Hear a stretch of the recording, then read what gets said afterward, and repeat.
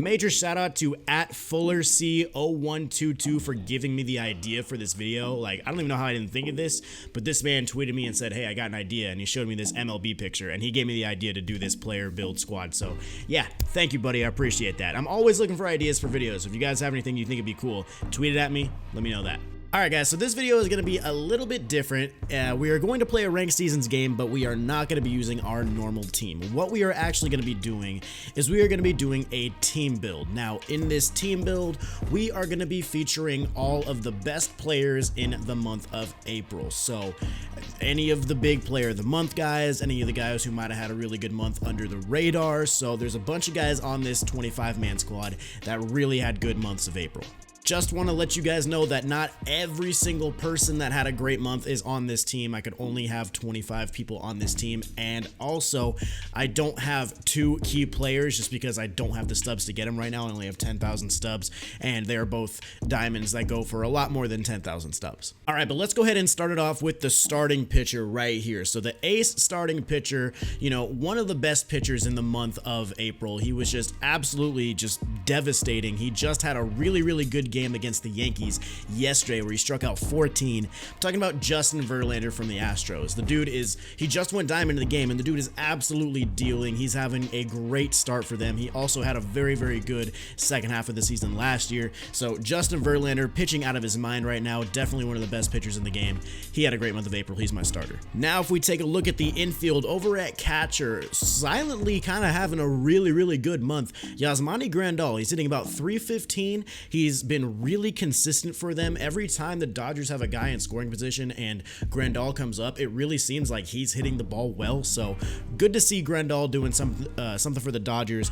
They're going to need all the production out of him that they can get, especially with Corey Seager now being injured. Next up at first base, we have Miguel Cabrera. He's hitting 326 with 3 home runs and 21 RBIs. Miguel Cabrera could be back to Diamond Watch at some point this season if he continues to play at the rate he's playing, because I honestly just feel like last season was kind of just a down year for him, and it wasn't even that bad of a year. It was just not a Miguel Cabrera type year. So Miguel Cabrera could be back to his former self in this season, so I'm looking forward to seeing how the rest of his season goes. But yeah, he slugged 528 with an OPS of 942 in April. He had a very good month. All right, so at second base, we have Jed Lowery. He's from the Oakland A's, and he's having a killer month. 339 average, 6 home runs, 27 RBIs, 397 on base, 583 slugging with a 979 OPS. Jed Lowery is doing everything he can to help the Oakland A's win games in that really competitive American League West.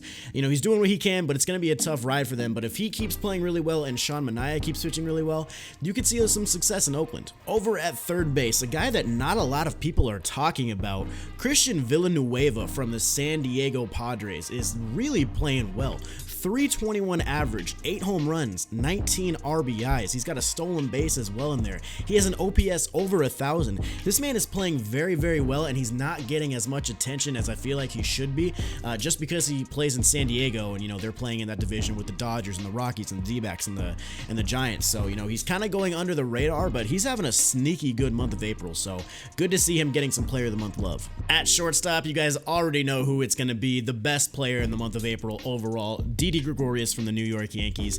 10 home runs, 30 RBIs, 327 average. Didi was just literally anytime the Yankees needed production and Didi was up, you could almost lock it in that he was going to do something big for them. He also had a really good playoffs, or a really good postseason in 2017, so he's continuing his success. And Didi Gregorius honestly could be a diamond here in the next couple weeks if he continues to play at the rate he's playing. So Didi 100% needs to be on this squad. Now for the outfield, over in left field, we do have Reece Hoskins. He's hitting 301 on the season, 4 homers, 20 RBIs. He's going to hit a lot of home runs. That power from him is really nice. He is playing left field now. The Philadelphia Phillies did pick up Santana in the offseason, so he's going to be playing first base. So now Reece Hoskins has moved out into that left field corner spot, and he's playing pretty well out there. He's mainly there for his bat. He's not there for his defense, but the power on that card is menacing. So Reece Hoskins having a great month. I'm very excited to see what this young man can do up throughout the rest of the season. So in center field, guys, we've got Mike Trout, of course, still the best player in the league. 291 average, 10 home runs, 18 RBIs. He has an on-base percentage of 408. He's been walked 20 times. Like, Mike Trout is doing everything he can to get on base for his teammates over in Anaheim. He's got an OPS over 1,000. Mike Trout, just still the best player in the league, had a great month of April. Last but not least, over in right field, we are going to be starting Mookie Betts. I actually just picked him up specifically for this video, so I might actually sell him back to get my stubs back, but we'll have to wait and see. 344 average, 8 home runs, 18 RBIs. He's been playing on another level for the Red Sox in that leadoff spot. Mookie's just, he's playing amazing. There's nothing else I really need to say. An OPS over 1,100, slugging 733. Mookie is one of the best players in the league right now. So that is the starting 9. Now let me tell you guys what the rest of the squad looks like. For the rest of the rotation, we do have Garrett Cole, we do have Johnny Cueto, who actually just went on the disabled list, which kind of sucks. He's been having a stellar year. Charlie Morton and Sean Manaea. You know, Manaea threw that no-hitter. He's got to be recognized. Morton and Cole having really, really good starts for the Astros. Both of them are on, well, Garrett Cole's already at gold, but Morton could be on gold watch here. All right, so for the bullpen, this is where I was saying that I didn't have enough stubs for a couple guys. Craig Kimbrell and Aroldis Chapman are having really good starts to the month of, or really good starts to the season. They had really good months of April, but I didn't have enough stubs to get either of their cards, so I just have to recognize them, but I won't actually have them on this squad. But Josh Hader is in here.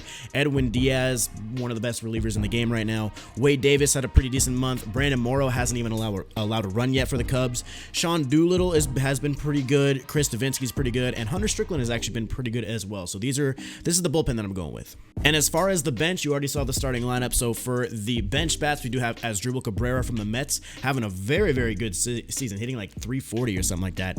Odubel is hitting like 343 as well. JD Martinez from the Red Sox, Tommy Pham from the St. Louis Cardinals, and Jose Martinez over at first base. So if there's anybody on here that I missed, it's not because I didn't recognize them. It's just because either one, I didn't have enough stubs, or two, I couldn't fit them on the 25-man roster. But with that being said, let's go ahead and get into a game, guys. Let's see if we can win with this Player of the Month squad. All right, guys, so we've got Johnny Cueto versus Johnny Cueto. You can see my lineup over on the left. That's the way I structured it. This guy's only diamond is Corey Seager, who unfortunately did just get hurt. Kind of sad.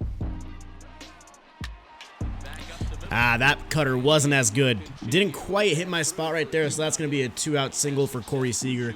The lone diamond in his lineup. He's got Nelson Cruz up next. Don't sleep on Nelson Cruz just because he's a gold. There we go. Just get it to second. Take the easy way. All right. First inning in the books. No runs for me. No runs for him. We got Hoskins coming up first, though. Reece Hoskins. Come on, baby. Get out of here. Let's go. Oh, I thought that was getting out. He wasn't running towards the ball. Damn, on a high and in fastball, we got good contact on that. Got a nice little ground rule double. All right, Reese, I see you. Oh, popped up with Miguel Cabrera. Oh, oh, wait, he actually caught that? Okay, yo, he was just trolling me with that dive, dude. I thought he wasn't going to catch that. How is that weak contact? Oh, my God. I wish my face cam wasn't right there so you guys can see that, dude.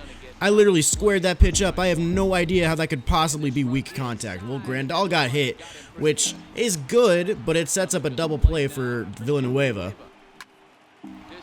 But it's not going to do it. We are going to get around, and we are going to test the arm. We're going to score right here, boys. And we got into second and third with only 7 speed. Let's go. Villanueva coming up huge. That's back-to-back hits. I'm really having trouble spotting the low and inside pitch right now, and that's a really effective pitch for me. So I'm a little bit lost on the mound at the moment. And we got Cueto to pop out. I forgot I got the first out from Cano, so we got out of a jam right there. Cueto gets Cueto out. Did you guys see my catcher move like it was going to be a ball in the dirt, and he still made contact on it? Am I tripping? Or, where? How? I mean, I'm not complaining or anything because I got the out, but like, how are people making contact on that? Am I the only one that's absolutely dumbfounded how that ball stays in play like that? Once again, Corey Seager gets another hit. He's the only one. Actually, no, he's not the only one that's got a hit, but he's got 2 hits and 2 at-bats against Cueto. Dude. The 2-out base hit. results in a 2-out, no doubt home run from Nelson Cruz. Gosh, dude. Where did that pitch did miss. I did miss my spot. Ooh, he almost got another one there. Thankfully, he got a little bit underneath that. Mookie Betts should be able to make this play and right. And that's the end of the inning. So he did come back to take the lead, which is not good. I got to put some more runs on the board. All right, top of the 5th. I'm actually going to take out Cueto right here, and I'm going to go to the bullpen for the next inning. I don't really care. I mean, I'm not really using any of these guys in my bullpen on my regular team anyway, so let's see who I'm going to pinch hit with. I'll go ahead and throw in Odubel Herrera for this pinch hit. And that did not work out. Ground ball to first base. All right. No check swing? I barely even tapped the button, man. Come on, game.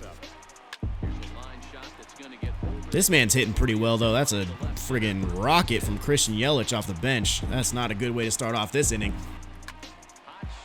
Oh my goodness, Corey Seager actually didn't get a base hit this time. Can you believe it? We got Corey Seager out. All right, he's going to Pat Neshek. I swear, everybody and their mother has Neshek on their team this year. Honestly, I face Neshek at least once a game at this point. And that's maybe why, because I can't hit him. Although he might be safe on that. Yep, Trout with the speed, got a cheese infield single. That's definitely cheese. Oh, another one I just missed with Reece Hoskins. I can't seem to square it up completely to get that home run I'm looking for. And that'll do it. 7 speed. That's the bad part about Grandal, man. He's got 7 speed, can't get down the line very quick. He's not that bad of a hitter, but that speed is just, he's never going to beat out a throw to first. All right, let's see if JD can do anything off the bench against the slow-throwing right-hander. And he can! Let's go! JD Martinez off the bench. He leaves a changeup right over the middle of the plate. You cannot leave that pitch to JD with that power. Oh, recover Morrow, recover Morrow. Tough play, comebacker. Bounced him off a little bit. Oh, that's a terrible pitch. Come on, get it to second. Come on, Didi. Damn it. It took forever. I mean, I don't even think I would have gotten the out at first. God, these fortunate hits for him. Now we got to deal with Seager again. Seager's been my friggin' kryptonite today. And, yep, there it is again. Throwing a fastball. Fastballs are still ineffective. Damn, dude. Yeah, I don't really feel like this patch did much. Nah. Yeah, early on a 98-mile-an-hour fastball, man. It's, like, I'm not saying it's impossible, but the pitch speeds are just still too slow. And that should be a pop-up out to Mike Trout. And that'll do it for the 8th. All right, guys, going to the 9th. Got to get 2 runs to keep this game going. Come on. Come on. Come on, give me one game. Give me one game. Don't you dare give... There's Miggy against a lefty on a high fastball. And I guess I got underneath it. Oh, Jesus Christ. Can I just get a little something? There we go. We got something going our way, boys. With 7 speed, Grandal might be able to get a double out of this. Oh, he misplayed it. Can we get 3? Nah. Count our blessings. Take 2. Come on, Villanueva. Go off, kid. Oh my God, another hit. We are definitely not sending him, but we will go 2. Oh, no. Get back, go to second. I'm pressing the button. Go to...